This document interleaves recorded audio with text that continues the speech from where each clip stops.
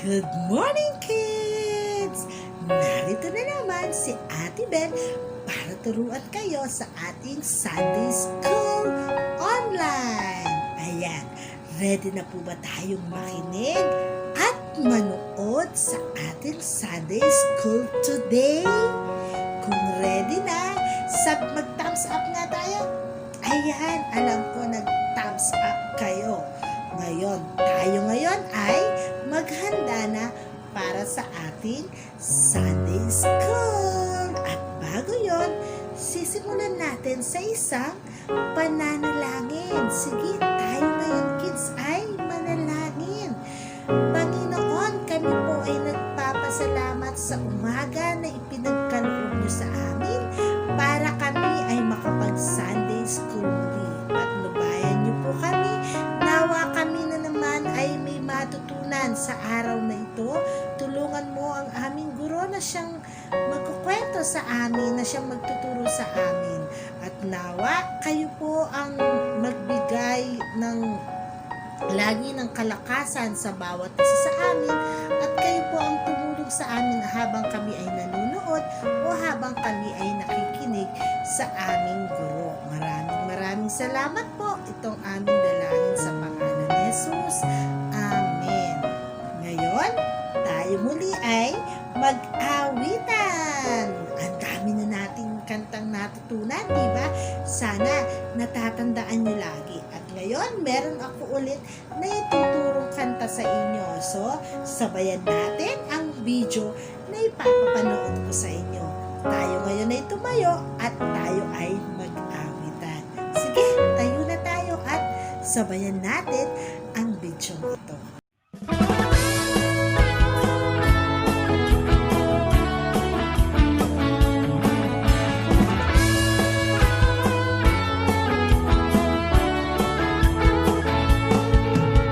Some days we are up, some days we are down. Just trust God and be humble, and you will gain a crown. Always be open and listen to others, helping others whether big or small.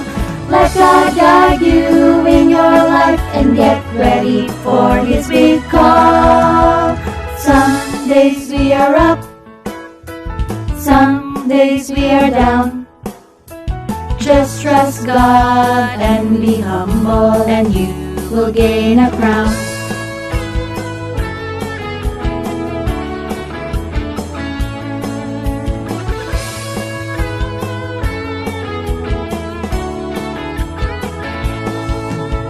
Some days we are up, some days we are down. Just trust God and be humble, and you will gain a crown. Always be open and listen to others, helping others whether big or small. Let God guide you in your life and get ready for His big call. Some days we are up, some days we are down. Just trust God and be humble, and you will gain a crown.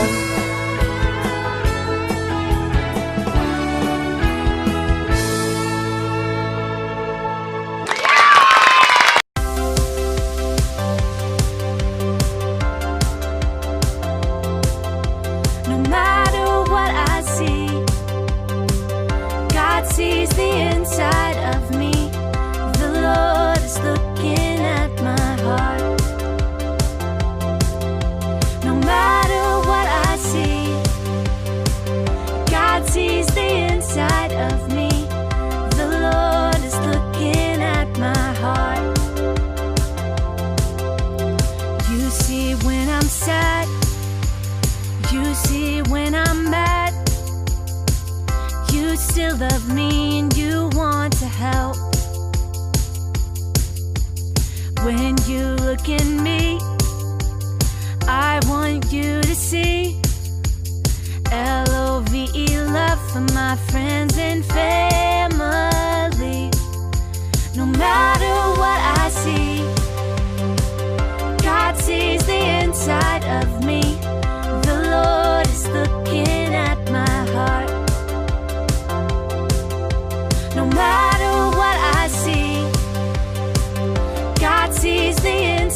of me. The Lord is looking at my heart. You see when I'm sad. You see when I'm mad. You still love me and you want to help. When you look at me, I want you to see LOVE, love for my friends and family. No matter what I see, God sees the inside of me. The Lord is looking at my heart. No matter what I see, God sees the inside of me. The Lord is looking at my heart.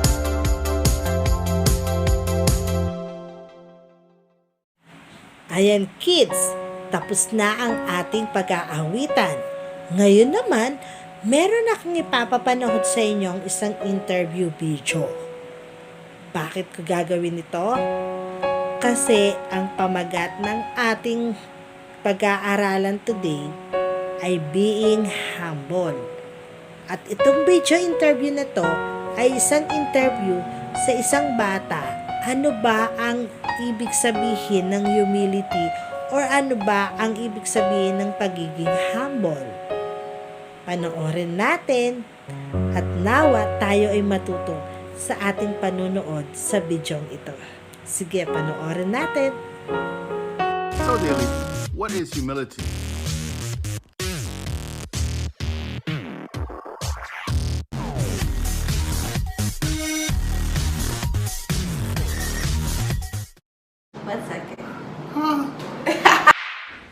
Humility is not thinking less of yourself, is thinking of yourself less. C.S. Lewis.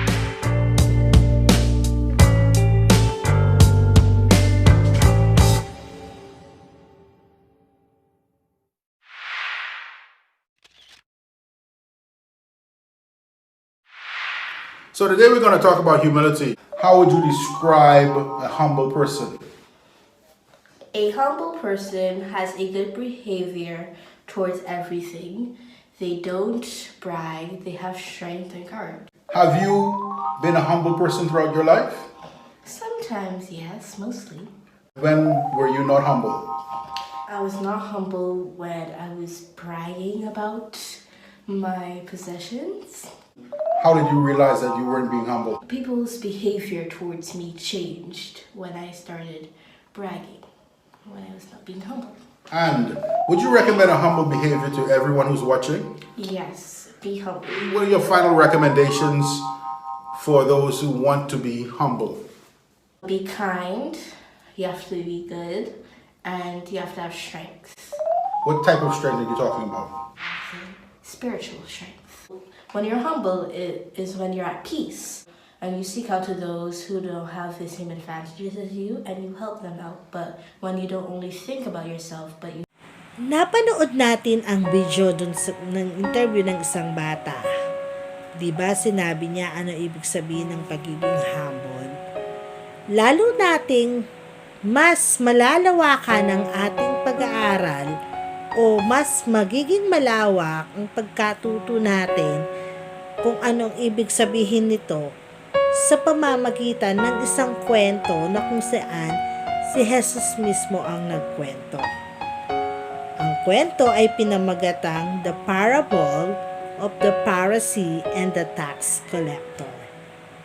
Sige, tayo ngayon ay manood at mamaya meron akong itatanong sa inyo at kung titignan natin kung kayo nga ay nanood ng mabuti o nakinig doon sa istorya natin sa araw na ito. Sige, let's watch and enjoy! Happy Kids TV.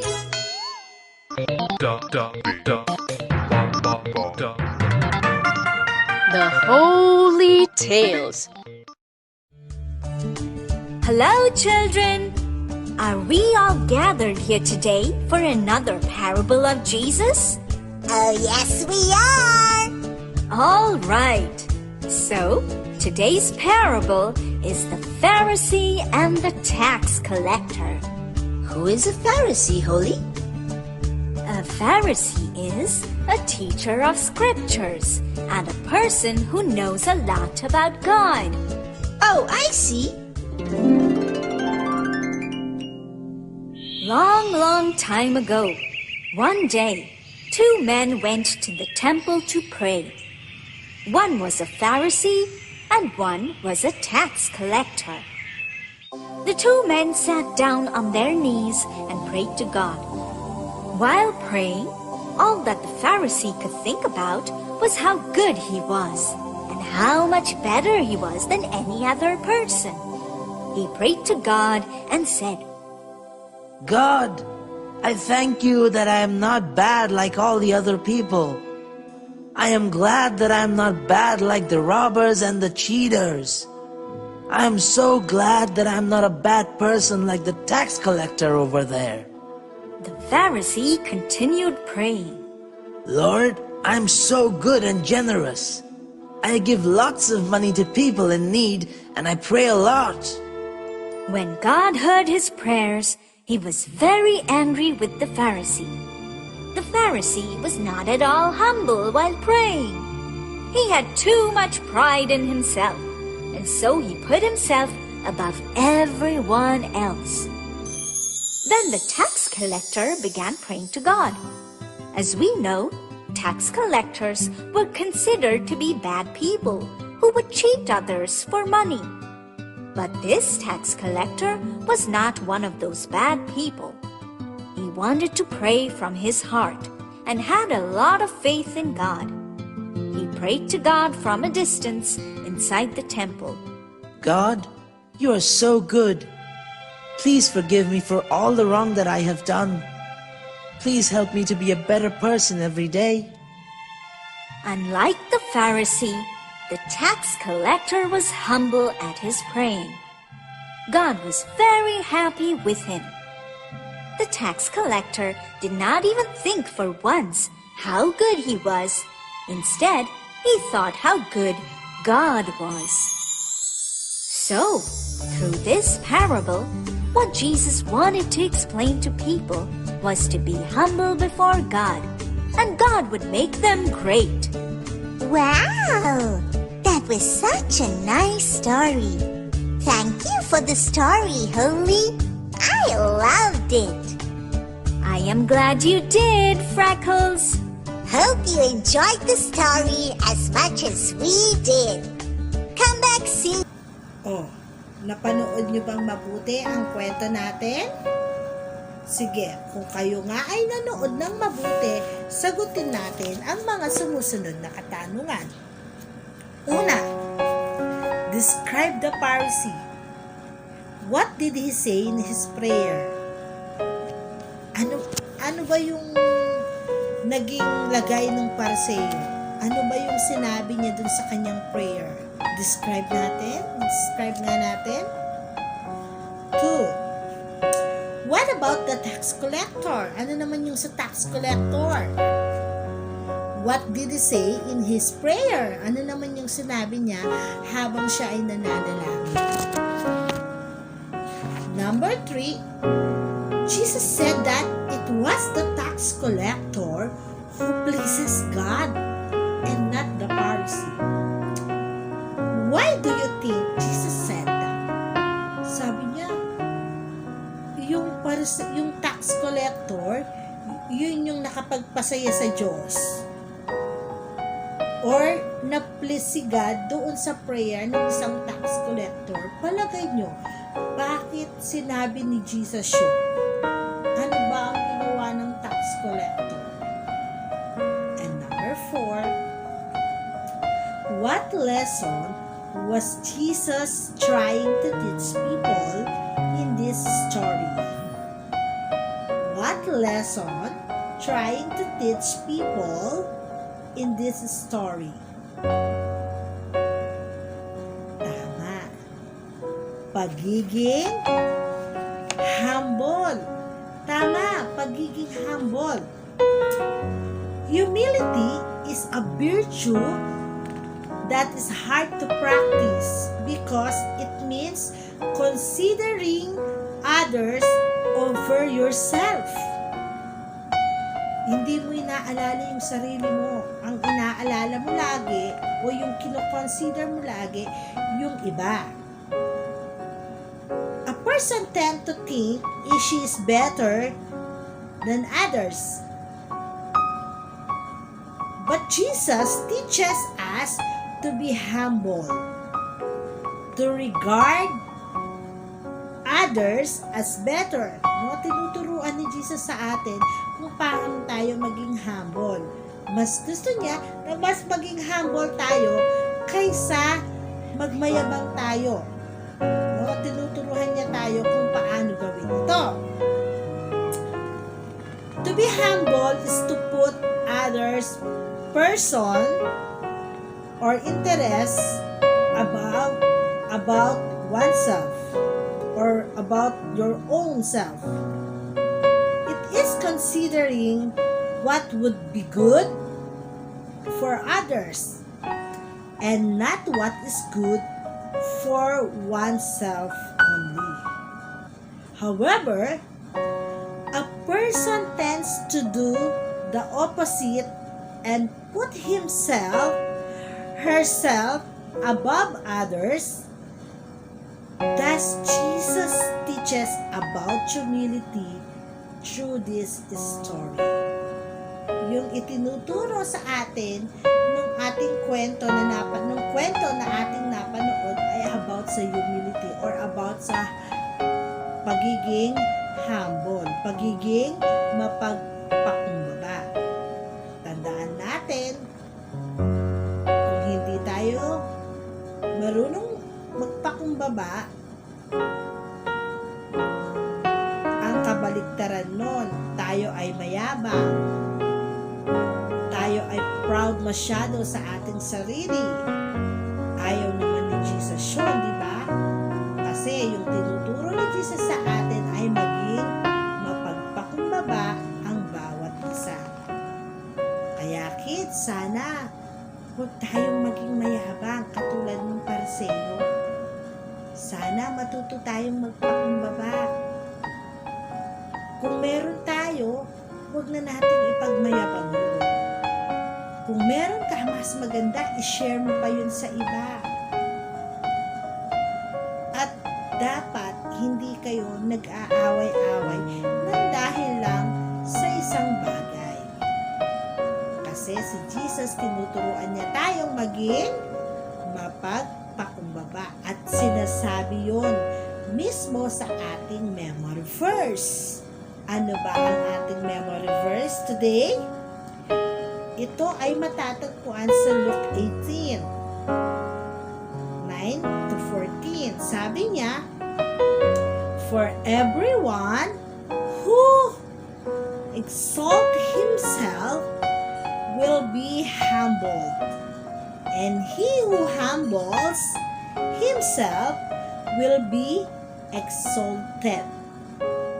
For everyone who exalts himself will be humbled, and he who humbled himself will be exalted. Yun po yung ating memory verse today. At para ma-memorize natin ito ng maayos, meron akong ipopost na images or may ipopost akong words sa inyo. Sasagutin ninyo yun ha. Kopyahin nyo sa papel ninyo. Ipopost ko siya. Makikita niyo siya sa inyong mga screen. Sasagutin nyo. Ang gagawin nyo lang, ipipill up nyo lang yung mga missing vowels to complete the passage. Fill in the blanks with the missing vowels. Vowels. Ano ba yung mga vowels natin? A, E, I, O, U. Yun lang. To complete the passage. Ito yung memory verse natin, kids. Lahat ng mga vowel letters doon sa memory verse, ilalagay ninyo yun. Ipapakita ko sa inyo yung picture. Ikokopyahin nyo doon sa papel at sasagutin nyo. Tignan natin kung lang ba yung ating memory verse sa araw na ito? O handa na ba kayong sumagot? Sige, eto na po ang ating memory verse today. Sige, sagot na tayo.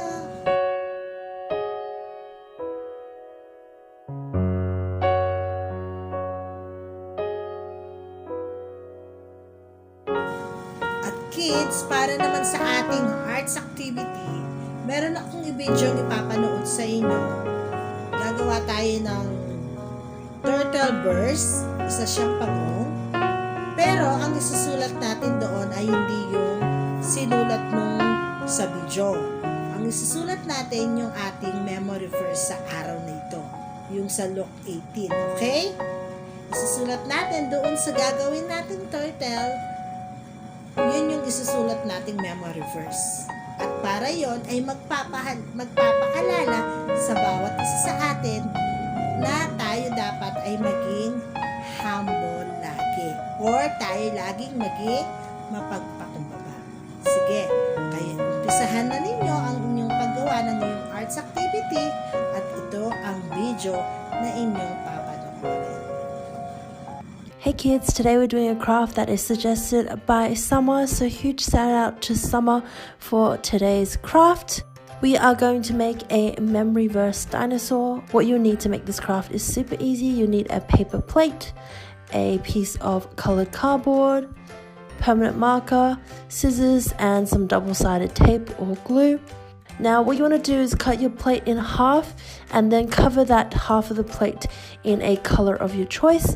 I have picked blue and I have colored mine in using paint. Now you can use a marker if you like, you can use a crayon or a pencil, whatever you like. Just make sure you color in both sides of your plate. Once you have done that, what you want to do is you want to grab your colored cardboard. We're going to start by drawing some scales for our dinosaur. I'm just using simple triangle shapes and I'm drawing 3 of them. And I am going to draw the head and tail. And then I'm going to draw 2 legs using this U shape. Now I'm going to go ahead and cut all of those out. Once you have all those pieces cut out, you can start adding them to your plate. I am putting double-sided tape down, but you can use a glue or even stapler if you'd like. I'm putting it on the edge of the plate so I can stick down the tail as well as the head. Then I'm grabbing the scales and doing similarly to what I did to the head and the tail. I am going to stick them to the top of the plate.